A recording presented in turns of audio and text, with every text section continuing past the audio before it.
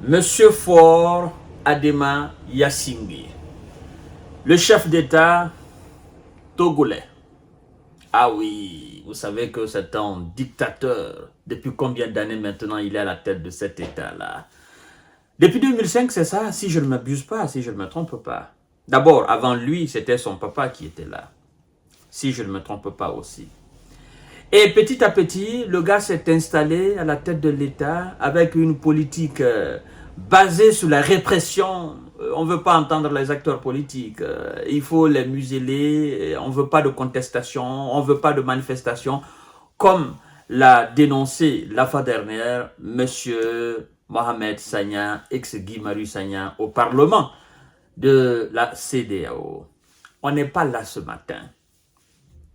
Monsieur Faure Adema Yassingbe est en train de faire preuve d'une très grande intelligence. Ah oui, le fruit de cette intelligence est énorme. Ça va lui permettre de renflouer les caisses de son État. Vous savez, on dit chez nous en Afrique très fond que le malheur des uns, l'irresponsabilité des uns, l'irréflexion des uns, l'inintelligence des uns, l'ego surdimensionné des uns, effectivement, ça fait le bonheur des autres.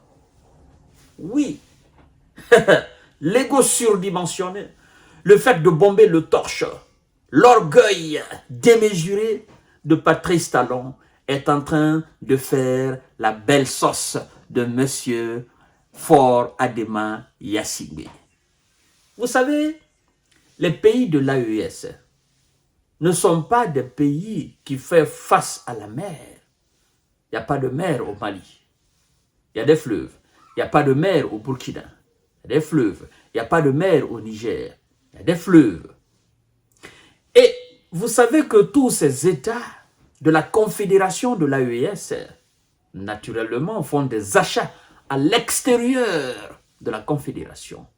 Et forcément, quand on fait ces achats à l'extérieur de la confédération, sachant très bien que vous ne faites pas face à la mer, effectivement, les produits que vous achetez ne peuvent pas tous venir dans les avions. Ah oui, ça vient dans les conteneurs, dans les ports. Et pour ce faire, vous êtes obligés. C'est la situation géographique de votre pays qui vous oblige à coopérer avec des pays qui font face à la mer. Le Mali, souvent, ça passe par la Guinée, ça passe aussi par le Sénégal. Mais, qu'est-ce qui se passe? Le port de Lomé est en train de devenir un port central pour la confédération de l'AES.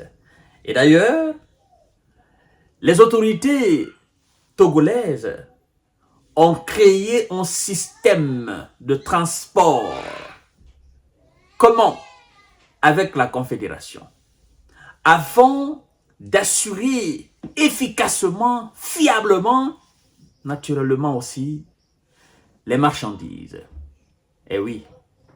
Et du coup, ceux qui, dans les conditions normales, devaient passer par le port du Bénin, pour le cas du Niger, certainement pour le cas aussi du Burkina Faso, ben écoutez, tout passera dorénavant par le port de Lomé.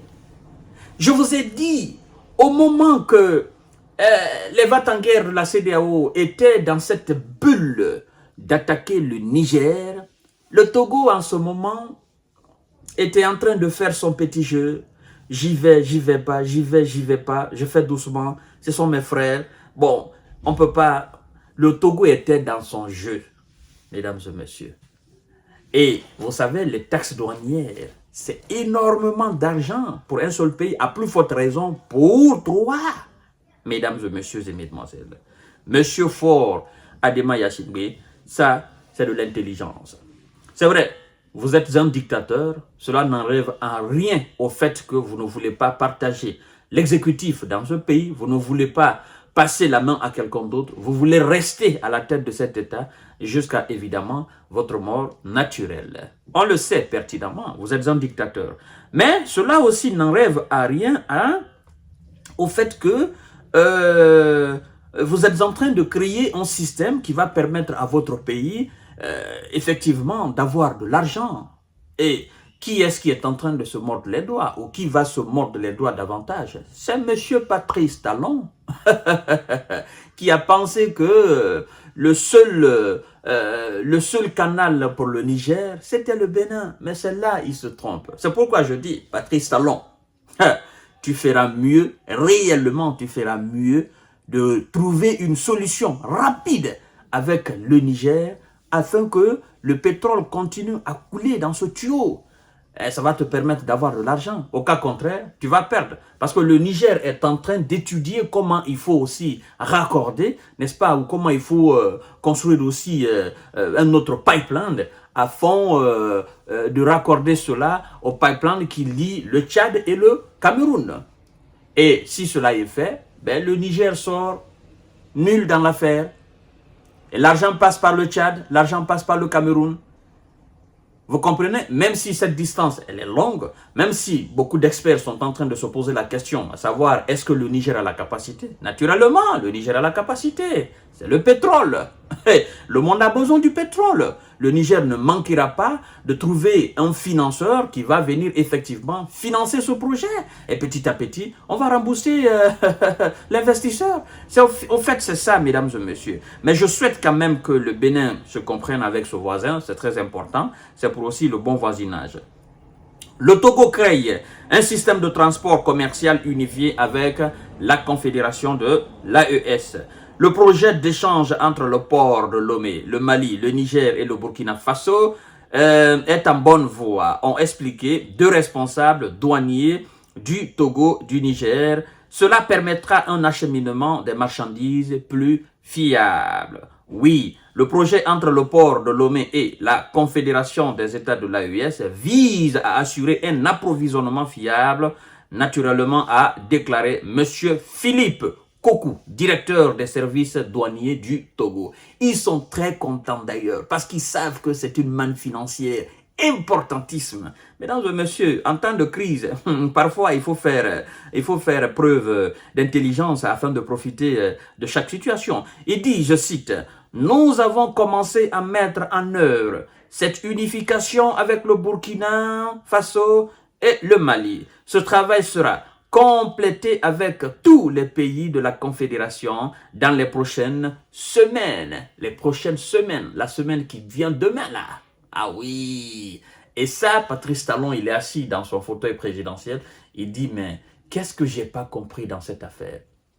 Hein? Vouloir à mordicus se faire plaisir à mon maître, ben, je perds énormément. Je perds énormément dans toute cette situation. Ah oui, je veux faire plaisir à Emmanuel Macron, mais je perds énormément, je perds d'argent, je perds des milliards et des milliards de francs CFA. Vous imaginez? Depuis que le chef d'État nigérien, son Excellence général Abdourahmane Tiani, a fermé le tuyau, depuis ce jour jusqu'à aujourd'hui, c'est vrai, le Niger a perdu, c'est vrai, la Chine a perdu, mais le Togo a perdu aussi des centaines de milliards de francs CFA. Et oui, des millions d'euros, des millions de dollars. Et tout cet argent-là devrait, dans les conditions normales, servir le Togo à la construction des infrastructures, au développement du pays, à l'émergence du pays. Mais à cause d'un seul point, ouvre ta frontière, je n'ouvre pas. Ouvre ta frontière, je n'ouvre pas. Et puis bon, le pétrole ne passe pas. Ben, écoutez, il a pensé qu'en faisant ce chantage, le Niger va céder. Mais c'est mal connaître le Nigérien. C'est mal connaître les autorités du Niger. Ils préfèrent bouffer le sable que d'ouvrir la frontière. Parce que eux, ils disent quoi? Nous savons ce qui se passe dans ce pays-là.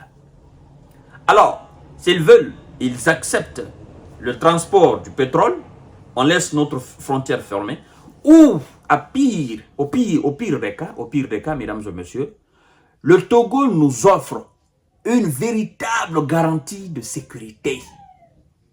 Oui, une véritable garantie de sécurité. Si le Togo nous offre cela, au niveau de ses frontières, d'accord. Et donc, le Togo assumera, et le Bénin du moins, le Bénin nous garantit une véritable sécurité au niveau de sa frontière, au pire des cas, ben, le Bénin assumera toutes les conséquences d'une éventuelle attaque à partir de son territoire. Je crois qu'en faisant cela aussi, Patrice Talon, naturellement, va se laver là le visage.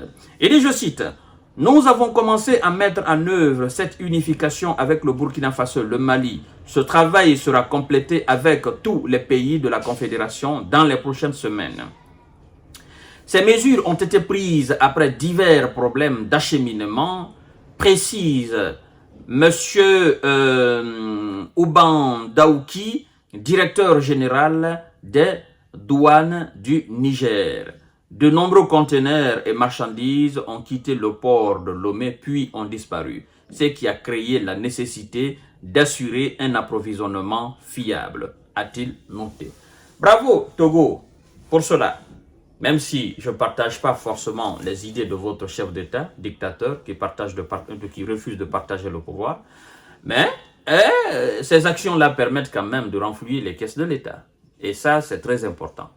Voilà, mesdames et messieurs, ce sont les inconvénients de la guerre, ce sont les inconvénients de l'incompréhension, ce sont les inconvénients, n'est-ce pas, du malentendu, et ça fait l'affaire du Togo. Oui. À tout à l'heure pour notre série d'informations de décortiquage. Merci beaucoup. Continuez à vous abonner massivement sur ma chaîne YouTube Kanté J Visionnaire le vrai, mais aussi à vous abonner sur ma page Facebook Infomonde. Merci beaucoup. Je vous souhaite une excellente journée de samedi.